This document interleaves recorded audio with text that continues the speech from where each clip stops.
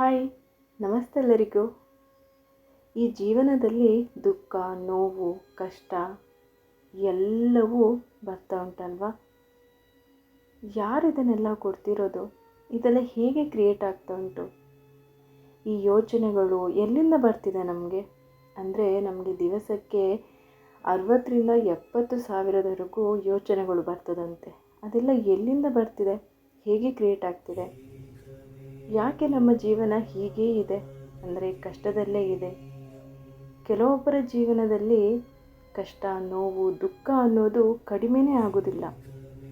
ಎಷ್ಟೇ ದೇವರ ಹತ್ರ ಬೇಡಿಕೊಂಡ್ರೂ ಕೂಡ, ಎಷ್ಟೇ ದೇವಸ್ಥಾನ ಸುತ್ತಿದ್ರೂ ಕೂಡ ಕಷ್ಟ ಅನ್ನೋದು ಕಡಿಮೆ ಆಗೋದಿಲ್ಲ. ಯಾಕೆ? ಯಾರಿದನ್ನೆಲ್ಲ ಕೊಡ್ತಿರೋದು? ಈ ಕಷ್ಟದಿಂದ ಹೇಗೆ ನಾವು ಹೊರಗೆ ಬರೋದು?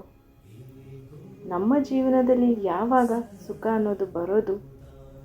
ನಾವು ಯಾವಾಗ ಸಂತೋಷವಾಗಿರೋದು ಅಂತ ಯೋಚನೆ ಮಾಡ್ತಾ ಇರುವ ಜೀವಗಳಿಗೆ ಈ ನನ್ನ ವಿಡಿಯೋ. ನಮ್ಮ ಜೀವನದಲ್ಲಿ ಕಷ್ಟ, ನೋವು, ದುಃಖ ಯಾಕೆ ಬರ್ತಿದೆ ಗೊತ್ತಾ?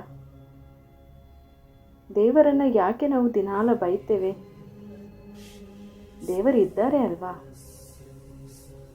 ಯಾರಿಗೆಲ್ಲ ದೇವರಿಲ್ಲ ಅಂತೇಳಿ ಅನಿಸಿದೆ? ದೇವರಿದ್ದಿದ್ರೆ ಯಾಕೆ ನಮಗೆ ಇಷ್ಟೆಲ್ಲ ಕಷ್ಟ ಬರ್ತಿತ್ತು? ದೇವರೇ ಇಲ್ಲ ಅಂತೇಳಿ ಎಷ್ಟು ಜನ ಅಂದ್ಕೊಂಡಿದ್ದೀರಾ? ದೇವರು ಅಂದರೆ ಯಾರು? ಯಾರಿಗೆಲ್ಲ ಈ ಕ್ವಶನ್ಗಳು ಬಂದಿದೆ, ಯಾರಿಗೆಲ್ಲ ಈ ಡೌಟ್ಗಳಿದೆ, ಅಂಥವ್ರು ಈ ಚಾನಲ್ನ ತಪ್ಪದೆ ನೋಡಲೇಬೇಕು. ಈ ಚಾನಲ್ನಲ್ಲಿ ನಿಮಗೆ ಈ ಥರದ ಎಲ್ಲ ಕ್ವಶನ್ಗಳಿಗೆ ಉತ್ತರ ಸಿಗ್ತಾ ಹೋಗ್ತದೆ. ಸೊ ನಮ್ಮ ಜೀವನದಲ್ಲಿ ಬರುವಂತಹ ಈ ನೋವುಗಳಿಗೆ ಕಾರಣ ಯಾರು? ಯಾರೂ ಅಲ್ಲ, ನಾವೇ. ಸೂತ್ರಧಾರಿ, ಪಾತ್ರಧಾರಿಗಳು ನಮ್ಮ ಜೀವನದಲ್ಲಿ ನಾವೇ. ಈ ನೋವು, ಕಷ್ಟ, ದುಃಖ ಅದನ್ನೆಲ್ಲ ಕ್ರಿಯೇಟ್ ಮಾಡ್ತಿರೋದು ನಾವೇ. ಹೇಗೆ? ಅದು ಹೇಗೆ ಹೇಳ್ತೀರಾ? ನಾವೇ ಅದನ್ನೆಲ್ಲ ಕ್ರಿಯೇಟ್ ಮಾಡ್ತಾ ಇದ್ದೇವೆ ಅಂತೇಳಿ ನೀವು ಕೇಳ್ಬೋದು. ಹೇಗೆ ಅಂತೇಳಿ ಹೇಳಿದರೆ, ಈಗ ನಾವು ಭೂಮಿಗೆ ಬಂದಿದ್ದೇವೆ ಅಂತೇಳಿ ಹೇಳಿದರೆ ನಮಗೋಸ್ಕರ ಅಂಥೇಳಿ ಆ ದೇವರು ಊಟ, ಬಟ್ಟೆನ ಕೊಟ್ಟು ಕಳಿಸೇ ಇರ್ತಾನೆ. ನೋಡಬೇಕಾದ್ರೆ ಒಂದು ದಿವಸ ಕೂಡ ನಮ್ಮ ಹೊಟ್ಟೆಗೆ ಊಟ ಇಲ್ಲದ ಹಾಗೆ ಅಥವಾ ದೇಹಕ್ಕೆ ಬಟ್ಟೆ ಇಲ್ಲದ ಹಾಗೆ ನಾವು ಇದ್ದೇವಾ? ಇಲ್ಲ ಅಲ್ಲ. ಅದು ನಮಗೆ ಸಿಗ್ತಾನೆ ಉಂಟು. ಮನುಷ್ಯನಿಗೆ ಮೇಯ್ನ್ ಬೇಕಾಗಿರೋದೇನು? ಇದೆರಡೇ ಅಲ್ವಾ? ಊಟ, ಬಟ್ಟೆ. ಅದಕ್ಕೋಸ್ಕರನೇ ಅಲ್ವಾ ಮನುಷ್ಯ ಇಷ್ಟೆಲ್ಲ ಮಾಡ್ತಿರೋದು. ಆದರೆ ಇನ್ನೂ ಹೆಚ್ಚು ಮಾಡ್ತಿರೋದು ಯಾರಿಗೆ? ನಾಳೆಗೋಸ್ಕರ. ನಾಳೆ ಅನ್ನೋದು ಇದೆಯಾ? ಇದ್ದರೆ ನಾಳೆ ಅನ್ನೋದು ಹೇಗಿದೆ ಅಂಥೇಳಿ ನನಗೆ ಒಮ್ಮೆ ಕಮೆಂಟ್ ಮಾಡಿ ತಿಳಿಸಿ. ಸೊ ಆಲ್ರೆಡಿ ದೇವರು ನಮಗೆ ನಿನಗೆ ಇಷ್ಟೆಲ್ಲ ಸಿಗಬೇಕು, ನಿಮಗೆ ಇದೆಲ್ಲ ಇರ್ತದೆ ಜೀವನದಲ್ಲಿ ಅಂಥೇಳಿ ಆಲ್ರೆಡಿ ಕೊಟ್ಟು ಕಳಿಸಿದ್ದಾನೆ.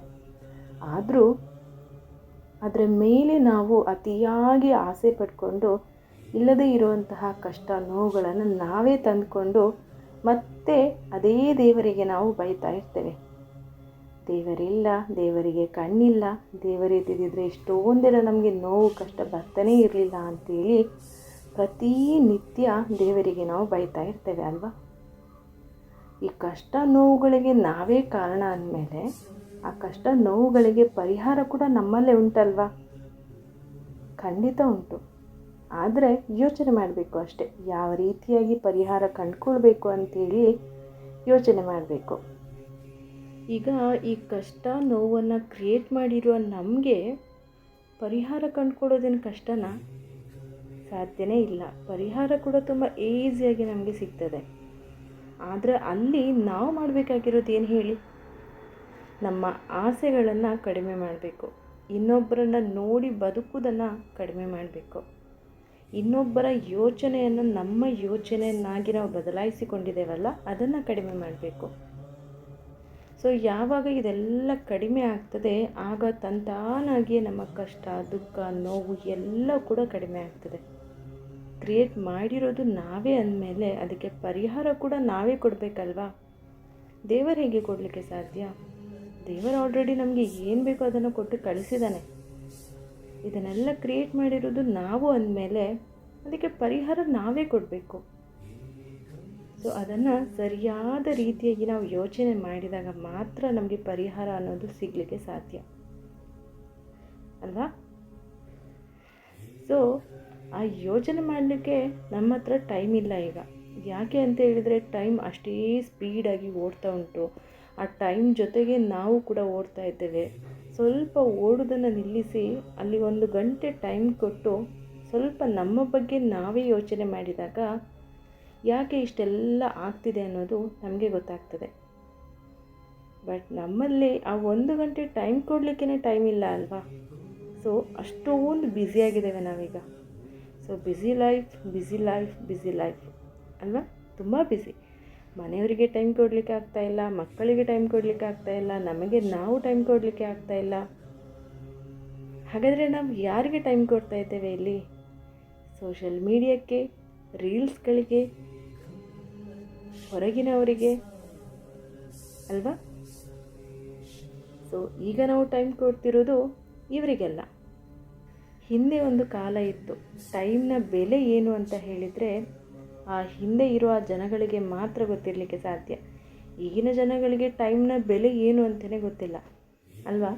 ಸೊ ಆ ರೀತಿಯಾಗಿ ನಾವು ಬ್ಯುಸಿಯಲ್ಲಿ ಮುಳುಗಿ ಹೋಗಿದ್ದೇವೆ. ಸೊ ಹಾಗಾಗಿ ನಾವು ಎಷ್ಟು ಸ್ಪೀಡಾಗಿ ಓಡ್ತಾ ಇದ್ದೇವೋ ಅಷ್ಟೇ ಸ್ಪೀಡಾಗಿ ನಮ್ಮ ಒಟ್ಟಿಗೆ ನಮ್ಮ ಕಷ್ಟ, ನೋವು, ದುಃಖಗಳು ಬರ್ತಾನೇ ಇದೆ. ಯಾವಾಗ ನಾವು ಒಂದು ಕಡೆ ನಿಂತು ಇದನ್ನೆಲ್ಲ ದೂಡ್ತೇವೋ ಸೊ ಆಗಬೇಕಾದ್ರೆ ನೋಡಿ ಆ ಕಷ್ಟ ನೋವುಗಳು ಕೂಡ ಹಾಗೆಯೇ ಓಡಿ ಹೋಗ್ತದೆ. ತುಂಬ ಸಿಂಪಲ್ ಜೀವನ ಉಂಟಲ್ಲ. ಸೊ ಜೀವನ ತುಂಬ ಕಷ್ಟ ಅಂತ ಅಂದ್ಕೊಂಡಿರೋರಿಗೆ ಒಂದು ಮಾತು ಹೇಳ್ತೇನೆ, ಜೀವನ ಕಷ್ಟ ಅಲ್ಲ, ನಾವು ಜೀವನವನ್ನು ಕಷ್ಟ ಮಾಡಿಕೊಂಡಿದ್ದೇವೆ ಅಷ್ಟೇ. ಜೀವನ ತುಂಬ ಸುಲಭ. ಎಲ್ಲ ಕೂಡ ನಮ್ಮ ಯೋಚನೆಯಲ್ಲೇ ಇರೋದು. ನಮ್ಮ ಯೋಚನೆಯನ್ನು ಬದಲಾಯಿಸಿದರೆ ಉಂಟಲ್ಲ, ಜೀವನ ತುಂಬ ಸುಲಭವಾಗಿ ಹೋಗ್ತದೆ. ಎಲ್ಲವೂ ನಮಗೆ ಈಸಿಯಾಗಿ ಸಿಗ್ತಾ ಹೋಗ್ತದೆ.